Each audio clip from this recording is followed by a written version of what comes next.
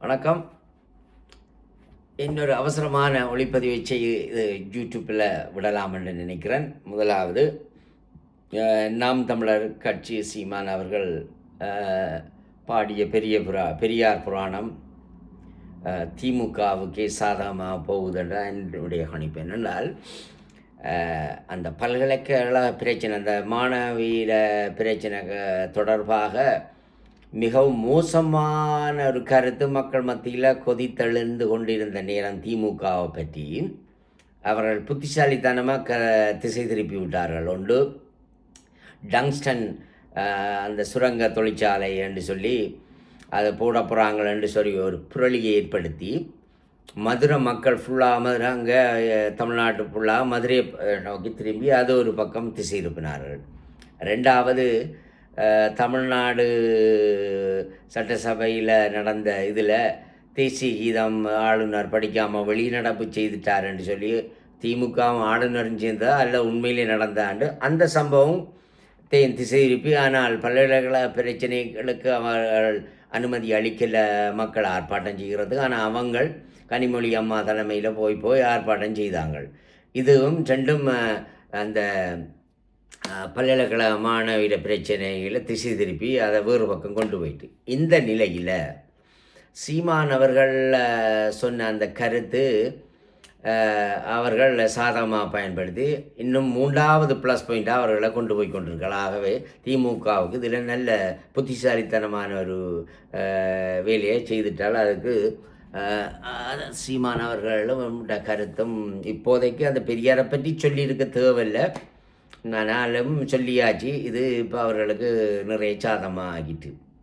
அடுத்த விஷயம் என்னென்றால், முக்கியமாக நான் சொல்ல வேண்டிய விஷயம், பெரியார் சொன்ன கருத்தை நான் ஒவ்வொன்றா அப்போ கேட்டுக்கொண்டு வரேன். சில இதுகள் அதை அப்டேட் பண்ணிட்டு இருக்காங்களோ யூடியூப் சேனலில் பதிவேற்றம் செய்திருக்காங்க. ஒரு கருத்தை பார்த்தேன். அவர் சொல்கிற அந்த மூட நம்பிக்கைகளுக்கு எதிரான கருத்து கேட்கக்கூடியதாக இருக்கு, உண்மையில் சரி. அதோட அவர் ஒரு கடிதத்தில் எழுதினதில் 2 இனத்தை பற்றி எழுதியிருக்காங்க. சாதி குறைஞ்ச தமிழர்களை பற்றியும் முஸ்லீம்களை பற்றியும். நான் சாதி குறைஞ்ச தமிழர்களை இவங்கள் என்ன கோயிலுக்கு வரவனா, அந்த கோயில் இருக்கிற ரோட்டுக்கு முன்னாலே போகணான்ற அது முழுக்க தமிழ்நாட்டில் நடக்கும். அந்த விஷயங்களை நான் கண்டிக்கிறேன். ஆனால் முஸ்லீம்களை பற்றி சொன்ன விஷயத்தை நான் ஆதரிக்கிறேன். ஏனென்றால் அவரோட ஒரு டேஞ்சர், ஒரு ஆபத்தானவர்கள்.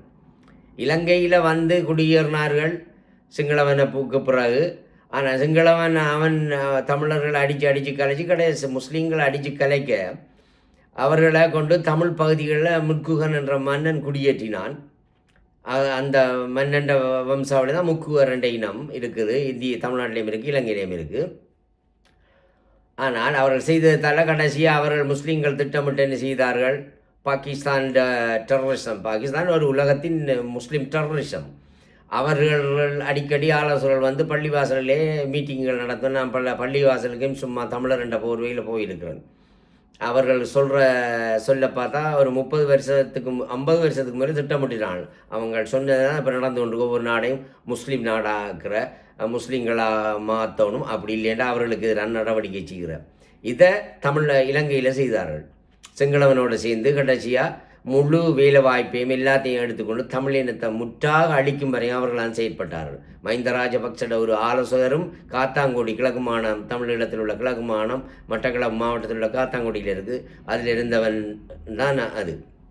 அங்கே தான் ஒரு பள்ளிவாசலும் தாக்கப்பட்டது சிங்கள அரசாங்கத்தால். அதாவது தமிழர்களுக்கும் சிங்கள முஸ்லீம்களுக்கும் இன விரோதத்தையும் இது பண்ணுறதுக்காக செய்து அவர்களுக்கு ஆயுத பயிற்சி அளித்து முஸ்லீம் ஹோம் கார்ட்ஸ் உருகாவல் படை என்று தமிழர்கள் இல்லை முஸ்லீம் கிராமத்துக்கு இடையில் போட்டு கணக்க தமிழர்களை தமிழ் பெண்களை எல்லாம் கற்பழிச்சாலும் செய்தாலும் இந்த முஸ்லீம்கள் செய்தவர்கள். இதே நிலை தமிழ்நாட்டுக்கு வரப்போ அங்கே செய்தது என்னடா, இதை பார்க்காம சீமான் அவர்கள் குண்டு வச்சவன் யாருக்கு, இந்திய அரசாங்கத்துக்கு எதிராக தமிழ் இனத்துக்கு எதிராக தான் வைக்கிறான். தமிழ்நாட்டில் யார் இருக்கா? இங்கேயும் என்ன செய்தான், கடைசியாக இன பிரச்சனை அடிஞ்ச பிறகு ஒரு தமிழ் பிள்ளை, கட்டிக்கார பிள்ளையை ஒன்று மட்டக்களப்பு மாவட்டம் சேர்ந்த பிள்ளையை கடத்தி கொண்டு போய் கல்யாணம் முடிச்சு 2 பிள்ளையும் பெற்றதுக்கு பிறகு அவனுக்கு உதவி செய்ய மிலிட்ரி, ஸ்ரீலங்கா மிலிட்ரியில் இருக்கான். அவனோட எல்லாரும் சேர்ந்து அவன் கொழும்பிலிருந்து கொட்டலிருந்து கிறிஸ்திய ஆலயம் உண்டு, இங்கே மட்டக்களப்பில் உண்டு, நியாயமான ஆக்கள் படுகொலை செய்யப்பட்டார்கள். அப்போ அப்படி செய்த முஸ்லீம் டெரரிசம் அந்த விஷயம் பெரியார் அப்போவே சொல்லியிருக்காரு, அது நியாயமானது. ஆனால் தமிழ் மொழியை பற்றி அந்த உடல் உறவு பற்றி அதெல்லாம் அதை ஏற்றுக்கொள்ள முடியாது, நாகரிகம் இல்லாது, அதை நான் சொல்ல விரும்பவில்லை. ஆனால் அந்த முஸ்லீம்களை பற்றி பெரியார் சொன்ன கருத்து சரி. ஆனால் இந்த நிலையில் பெரிய சீமான் அவர்களுக்கு ஏன் இதை கையில் எடுத்தாருன்னு எனக்கு விளங்கல.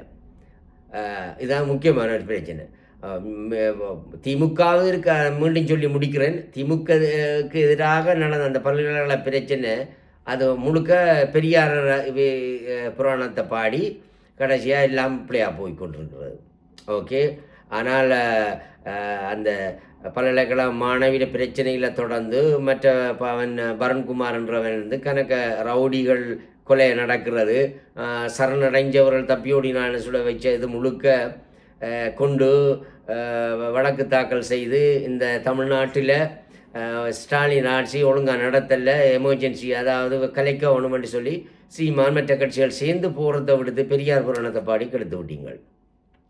ஓகே. அடுத்தது இலங்கை தமிழரை பற்றி ஒருவன் ஆஸ்திரேலியா வச்சு சொன்ன கருத்து, அதாவது இலங்கை தமிழன் ஒருவனோட சேர்ந்து அவன் நடத்துகிற அந்த இதில் இருந்து கதைச்சதை நான் ஒளிப்பதிவை பார்த்தேன். அந்த ஒளிப்பதிவை அவன் வன்மத்தை தமிழினத்துக்கு எதிராக சொல்லியிருக்கிறான். இத்தனைக்கும் ஒரு கோடாலிப்புடி கோடாலிப்புடின்னா நான் அடிக்கடி சொல்லுவது, மரத்தால் தம் இரும்பு கோடாரிக்கு புடி போட்டு வெட்டலாம், மற்றபடி இரும்பால் போட்டு வெட்ட இயலாது. அப்படியான ஒருவன் இந்த நாயை வச்சு கதைக்கிறான். அவன் சொல்கிறான், நீங்கள்லாம் பிழைப்புக்காக ஓடினவர் ரிவ்யூஜி அகதிகள் உங்களை அப்படி இப்படி என்று மிகவும் நாகரிகமற்ற முறையில் சொல்கிறான். நாய்களே, நீங்கள் தான் பிழைப்புக்காக மற்ற மாநிலம் தமிழ்நாட்டுக்கு வந்த நீங்கள். அது மட்டும் இல்லை, மற்ற மாநில இலங்கைக்கு 800 பயங்கரவாதிகளோட வந்து எங்களோட இனத்தை அழிச்ச நீங்கள். உயிரை பாதுகாக்கிறதுக்காக ஒவ்வொரு குடும்பத்திலேயுமான சில குடும்பங்கள் அப்படியே முற்றாக அழிக்கப்பட்டிருக்கு சிங்கள இராணுவம் முஸ்லீம்கள சப்போர்ட்டோட. அப்படி தப்பி வந்திருக்கிறோம். இப்படி சொன்ன இந்த இவனை உலகத்துள்ள 6வது தமிழராவது துணிஞ்சு இவனுக்கு நடவடிக்கை எடுக்குமாறும் அன்புடன் வேண்டிக் கொள்கிறேன். இத்துடன் எனது ஒளிப்பதிவை முடிக்கிறேன். நன்றி, வணக்கம்.